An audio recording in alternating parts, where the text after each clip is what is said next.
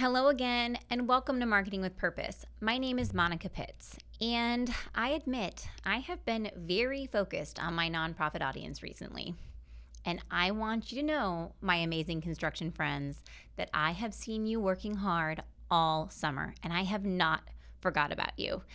I really appreciate your dedication, especially to my sidewalks and my streets. I remember driving to work this spring thinking, well, the only people working right now are me, my team, and the construction crews, especially the road crews, as they repaved what felt like every street and sidewalk in my community. And no, I am not complaining. But this year, just like every other election year, is certainly a weird one for your businesses, which quite frankly makes it a weird one for mine because I depend on your business to do my business. Now, because so many construction companies, especially paving companies, earn so much of their business through government contracts, election years are always really strange. It may create because our clients are not sure if they should spend because they don't know what's going to happen with the change of government officials. And this year with our pandemic, it was even worse. So unfortunately, we did not get to hang out with you the same way that we usually do during the year. Like usually our February and March, they're filled with trade shows where we hang out with our construction clients and we get to understand what you're facing this year and how our company can help you grow your company. But that didn't happen this year. So Stacy did some calling around to check in, and not surprisingly, she heard what we've heard in so many election years, but with a punctuated sense of urgency for sure, that many businesses are just not sure about their funding and feeling unsure about the future. Now, while I cannot fix the government, I can help with your marketing. So today, I am going to tackle the first of a few year-end marketing topics for my construction friends. Today, I'm going to talk about the number one thing you need to focus on in your business and your marketing right now to be ready for whatever 2021 brings, and my three-part strategy to get there. So let's cue the music and get to business. You're on a mission, and you just need more people to know about it. And whether you're brand new to marketing or a seasoned pro, we are all looking for answers to make marketing decisions with purpose. I'm Monica Pitts, a techie, crafty business owner, mom, and aerial dancer who solves communication challenges through technology. This podcast is all about digging in and going digital. I'll share my marketing know-how and business experience from almost 20 years of misadventures. I'll be your backup dancer so you can stop doubting and get moving towards marketing with purpose. So I feel like when things go bad, first we panic. And, well, I freak out. And then I freak out about all the things that I can't control, and I feel like there's a lot of that going on around right now. Like we're confined to our homes, we can't network and build relationships the way that we've always done. We don't know what's going to happen after the election. Like, will we even have funding? We don't know, and we can't control those things. But there are things that we can control right now. We can control our behaviors, we can plan ahead and not get so deep into worry that we miss opportunities that are right in front of us. And we can future-proof ourselves by making choices right now that we can benefit from down the road. Now, I can't tell you how to future-proof your business in all ways, but I can talk to you about marketing and what it looks like to market in the world we're living in right now so we can insulate our companies against some of the things that may or may not go right in the future. So the number one thing that you need to focus on right now in your marketing and in your business to be ready for whatever 2021 brings you is to go back to what made you successful to begin with, and that is, drum roll please, relationships. Now, we have been separated from the opportunity to build relationships, and we continue to be separated. But how can we combat that from a marketing perspective? Well, unfortunately, it can't be completely solved through marketing, but it's a sales and marketing problem. All the time, I talk about how sales and marketing are actually a joint venture, right? They have to support one another, and overcoming this challenge is no different. They have to work with one another. There is no skinny pill to build a relationship, not personally, not professionally. So I don't want to elude you into thinking that I'm going to reveal some secret, mystical way to make relationships out of thin air so you can pad your bottom line with copious amounts of revenue. But I do have a 3-part plan that I am currently in the trenches of working through right now, even in my own business, to rekindling relationships in 2020 so that all of our businesses are ready to handle 2021 and whatever it brings us. The 3 parts that you need to engage in to rekindle those relationships are number 1, discovery, number 2, gratitude, and number 3, support. So let's start at the beginning. Let's start with discovery. What do I mean when I say discovery? Well, when things are good, we get lazy in our relationships. And in 2019, I don't know about your business, but in my business, things were good. And since my business serves your business, I'm thinking things were not so bad in your world either. So in good times, we take care of our tasks at hand and we move forward to do the other must-do things on our plates.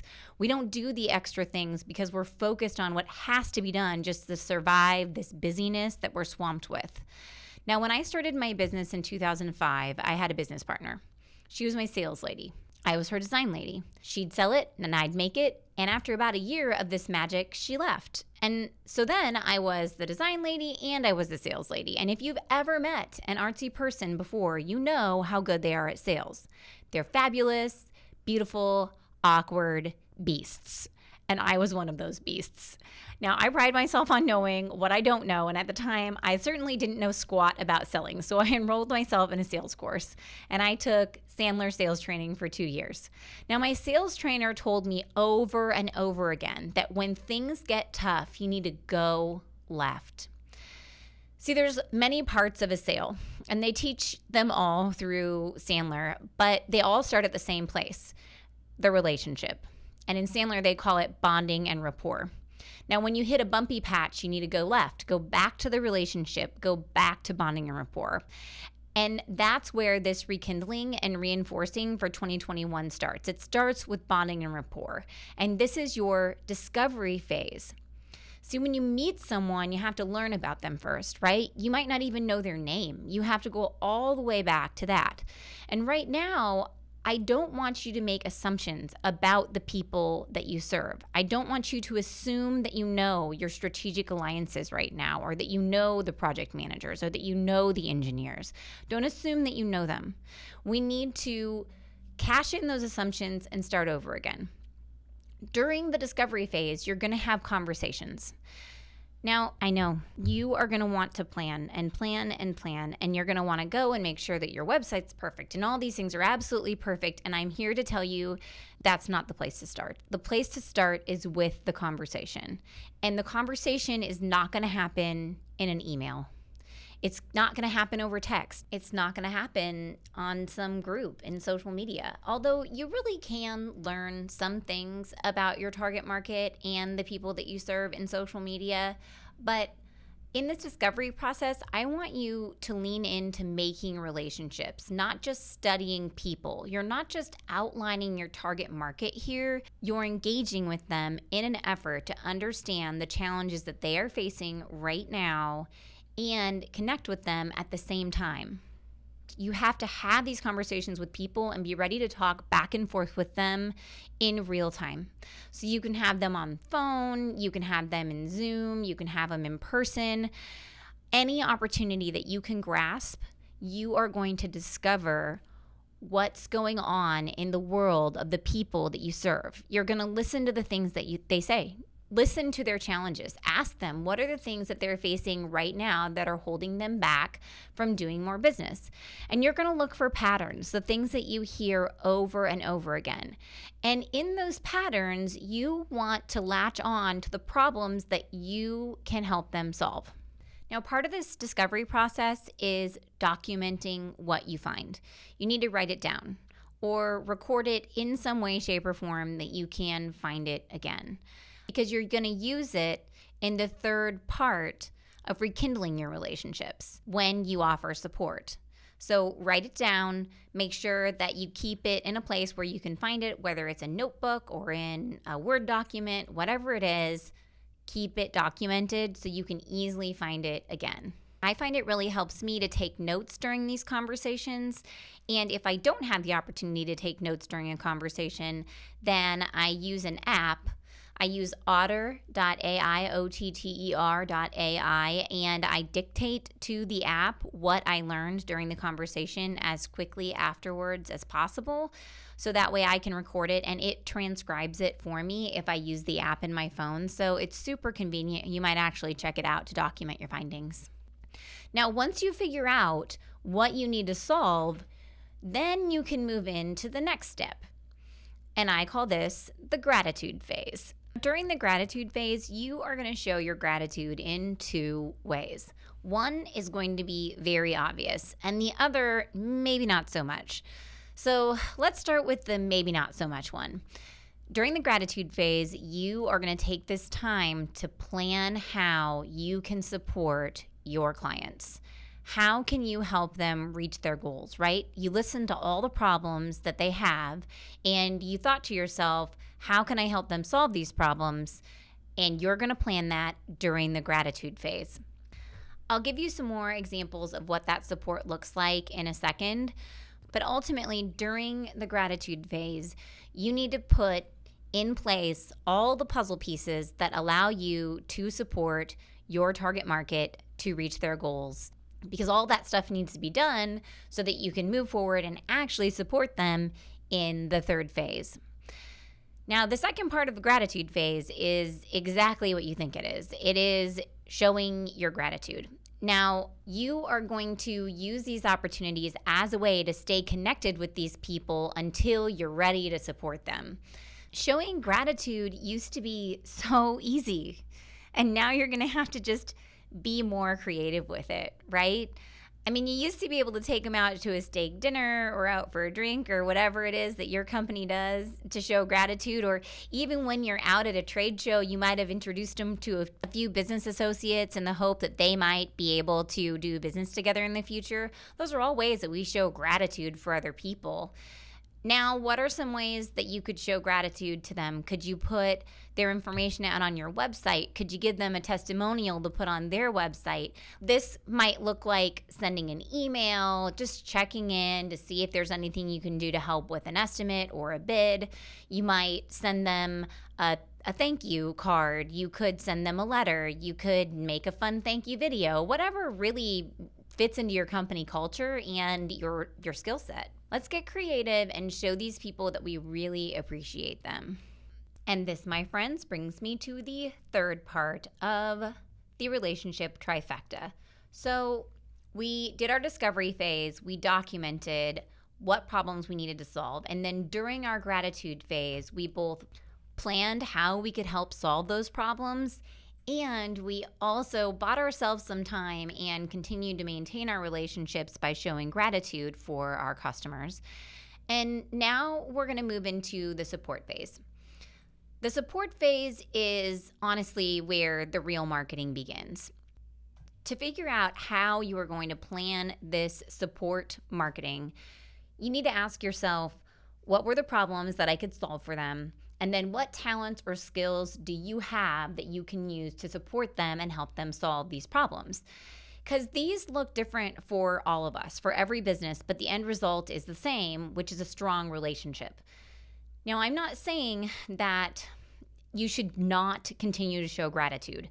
Your sales staff should always be reaching out and showing gratitude, right? They should always be going left and maintaining that relationship. But the support phase is where the marketing department really shines and can move forward in a more automated way to promote your business and continue maintaining strong relationships.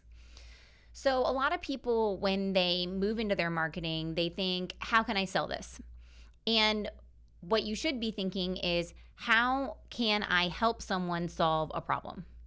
Because solving a problem is how you will sell the thing that you sell. Shop owners don't think, man, I sure do want to know how to maintain my parking lot. They think, man, how do I get rid of these potholes? And you know that the way that they get rid of the potholes is through a maintenance plan.